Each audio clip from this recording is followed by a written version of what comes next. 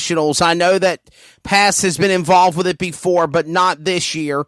But it will be broadcast on MAV TV. What is your thoughts about that being on the national platform of Short Track America, something that me and you both work with? Well, we have not been involved with the Short Track Nationals. Okay, I'm sorry. We've never been, and we've never been asked. But I think anything that Bob is doing with Short Track America, the more coverage that we can get for short track racing, whether it's asphalt, whether it's dirt, whether it's mini outlaws, whether it's super late models, whether it's modifieds, whatever it is, I think that's outstanding. And I think Bob has done a great job with Short Track America in mixing it up and having different style race cars on it and stuff. You hear fans say it all the time. We want more short tracks. That's right. We want more short tracks. Well, they didn't go to the Bristol Cup race. If they want more short tracks, they need to support them. Why is that, Alan? What do you think's the reason behind that? Why? I think there's a lot of reasons. I think that when they redid the racetrack about 10 years ago or so, I think that a lot of the fans weren't happy with that and kind of turned away from Bristol and just some of them just didn't come back. But, I think a lot of it goes with, scheduling. You got Bristol and Richmond back to back and they're fairly close. And I thought the crowd at Richmond was pretty good. And they were fighting the weather. And they were fighting the weather. Yeah. And I think that, the 2020 schedule changes are great. I think that the 2021 schedule for NASCAR is going to be jaw dropping. And I don't think there's anything other than the Daytona 500 and the Southern 500 and maybe the Coke 600 that is a guarantee. I think there's a lot of things on the table for, short tracks and street courses maybe and road courses in Canada. And there's a lot of different things. And I think everything is on the table for 2021. Do you think NASCAR? I said, fans have got to support the short tracks. If they keep saying they want them, but they sure didn't show it at Bristol, and that was a shame. Absolutely. Do you think NASCAR will return to Nashville? I did about 2 weeks ago, but I'm not sure right now with some of the things that all of us have been reading and stuff like Absolutely. that. But I think it's something that they're looking at, and I think the more Bruton Smith and Marcus Smith and Speedway Motorsports get involved with it, the more likely it'll happen. But you never know. Yeah, let's be honest here. You live right down the road from Charlotte, from Concord. Let's be honest. Bruton Smith literally told the town of Cabarrus County in Mecklenburg County, look, you're going to let me build this drag strip. And if you don't let me build this drag strip, I'm going to pack up this whole place and I'm going to carry it elsewhere.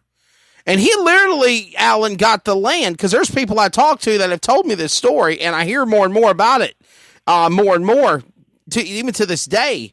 But he literally had got the property, he had got land, he had got everything done to have the infrastructure built to tear down Charlotte Motor Speedway, to tear down what's off of Exit 49 off of I-85, and start at a totally new place. So if there's any man that I think can basically do some intimidation in some board meeting, it could be Bruton Smith, hands down.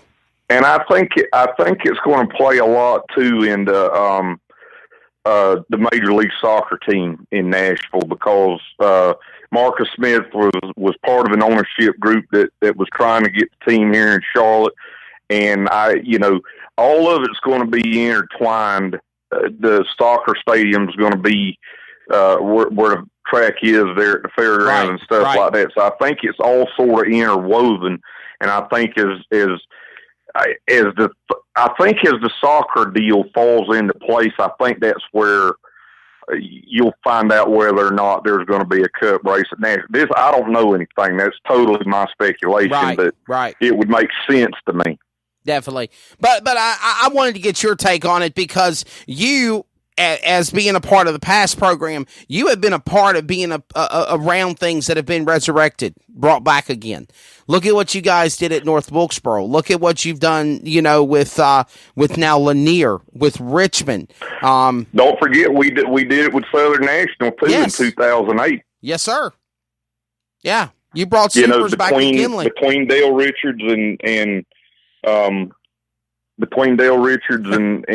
Mike Diaz, those two ownerships, the racetrack sat there for a couple of years. That's right. And we went and ran a pass race there, and had a pretty good support out of it. You definitely did. And I don't put anything past Tom. At Richmond, we were going to park all the late models and the modifieds in the infield, and the initial plan was to park the street stocks and the mini stocks outside. Well, as it evolved, it was going to make more sense to get them all together, but try to get them in the infield. You couldn't have half in the infield and half not in the infield because of tech and all that sort of stuff. Absolutely. So on, Thursday night at Richmond, we left the racetrack and we were talking, and I said, what's he going to do with all these cars? And they were like, he's going to park them in the infield. And I'm like, where? And, but I said before I left, I said, there's a lot of stuff I said he couldn't do, and he's found a way to do it. Absolutely. And he ended up putting, let me do the math, 40, 80, 110, 120. He put about 150 cars in that infield and got every single one of them in there. Wow. But now I will also tell you this. That came with a lot of support from Richmond, Linwood, who works at Richmond, and Ron Barfield. I mean, it was a team effort to get them all in there, but they got them all in there. Absolutely. Definitely. We're going to wrap things up here in a few more minutes with Alan Dietz.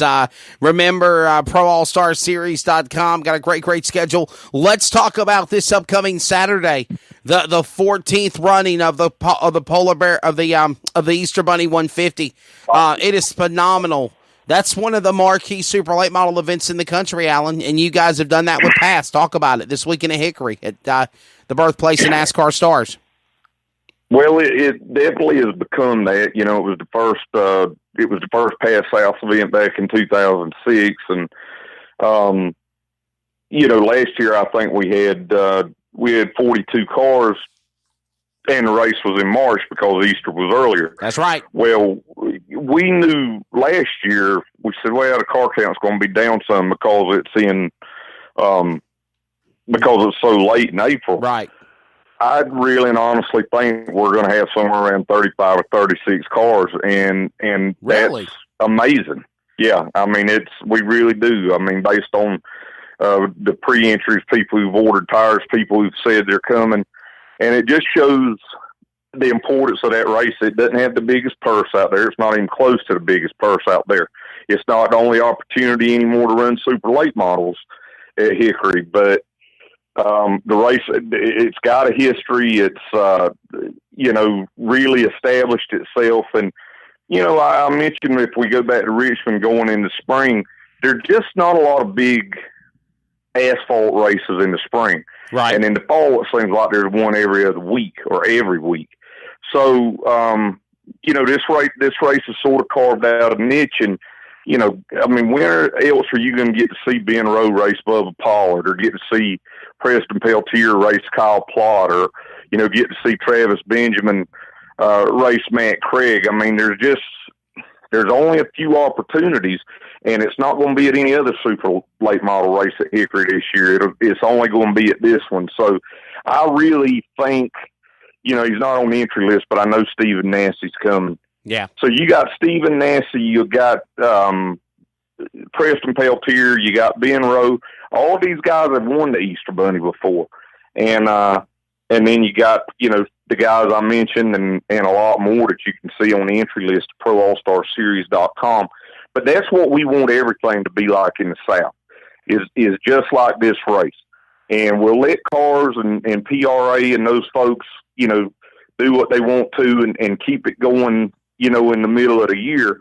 But, we want to give a place for the northern guys to come down and race in the South in the spring and fall, and get these guys that we don't normally see from Georgia and Florida and other places to come up and race against them. And that's the ultimate goal for what we're trying to do. We're not going anywhere in the South. Is that pretty much? If we were, it would.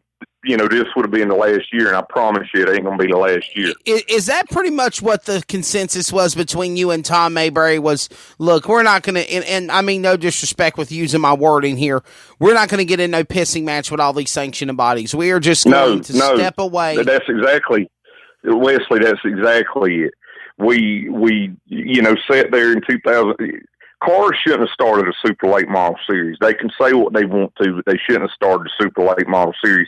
Okay. They shouldn't have started it against CRA in the Midwest. They shouldn't have started against the Southern Super Series in the Deep South. But, they thought they would price us out, and they didn't. But in all honesty, I think we probably should have done what we're doing this year a year or two ago.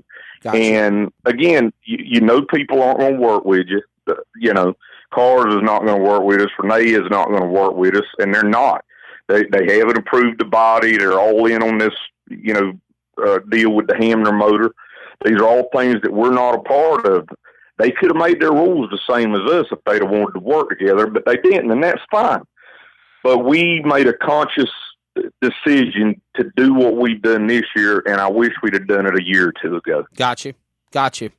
So basically, your take on the whole Hamner motor, that whole controversy. Obviously, I know things have kind of died down now since the Rattler, and then of course the Southern Super Series event after Ricky Brooks came out and said that they created the SEAL program. But do you feel like that was smoke and mirrors, or do you think it got blown out of proportion? And the same thing about the 5-star bodies deal.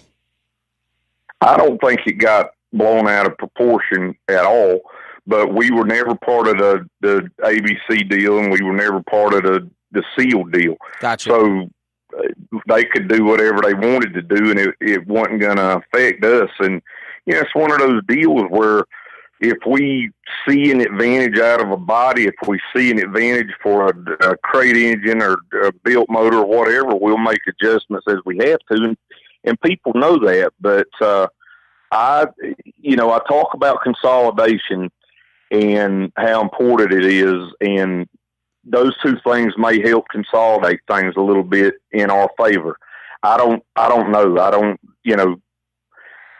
We're not part of any of that stuff, so I really can't tell you, Gotcha. Other than what we're doing, and we're trying to do the best that we can, and I wish them the best. I hope everything works out, because I think asphalt racing right now, particularly in the South, is extremely fragile. Why is it struggling? Why are we seeing, and that's a debate that we were talking about with Andy about, we were talking with Candace was commenting in the chat box about Florida racing.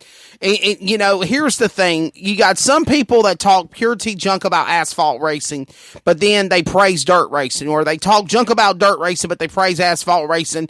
And me and you are both on both spectrums here, on both sides of the spectrum, because I cover dirt, I cover asphalt nationally, traveling. So do you. We're seeing it struggle on all ends. It's it's not being successful. Even if you fragment it even more, Wesley, I have seen that there's people that like late model stock cars and hate super late models, and vice versa. Yes. And the same with asphalt modifiers and stuff like that. But I just think that there's been a little bit of a reciprocal effect from what's happening in the upper leagues that has come down to asphalt racing a little bit. I agree. Asphalt racing has gotten extremely too expensive, and we're able to curb some of that in New England. But it's harder down here because you're so close to Charlotte and the cut technology, right, and things of that nature. But at the end of the day, I think the biggest problem is people don't work together. And, if you look at a racetrack like Hickory, no disrespect to them, but every other week they've got a touring series race there. Whenever I was a kid growing up and going to Florence and Myrtle Beach and places like that, you might get to see a Goody's Dash Series race once or twice, or you might get to see an All-Pro race. Right. But that was it. There was 2 or 3 weekends. Those were the big shows. Those were the big shows. It was special. Yes. Yeah. It was special, and it's just like when cars started. I mean, we had been going to Orange County and twice a year. Well, there wasn't any need to go 4 times a year, and when they came, that happened, and it's the same with Hickory.